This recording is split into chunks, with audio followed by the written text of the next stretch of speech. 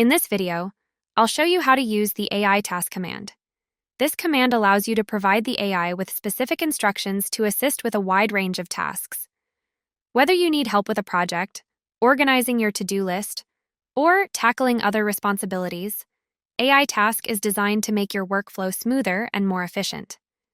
AI task works seamlessly in chat conversations, ticketing, and the knowledge base. To use AI task during a chat or while responding to a ticket, click the / icon at the bottom left corner of the chat screen.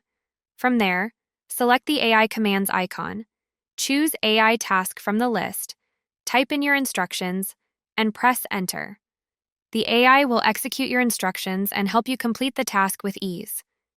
In the knowledge base, start by creating an article and adding a paragraph. Enter a /, click the wand icon, select AI task, and type in the instructions you want the AI to follow. Press enter and the AI will perform the task based on your input, streamlining your work and saving you time. For further instructions, please visit the AI Assist Academy or schedule a call with an AI Assist specialist today.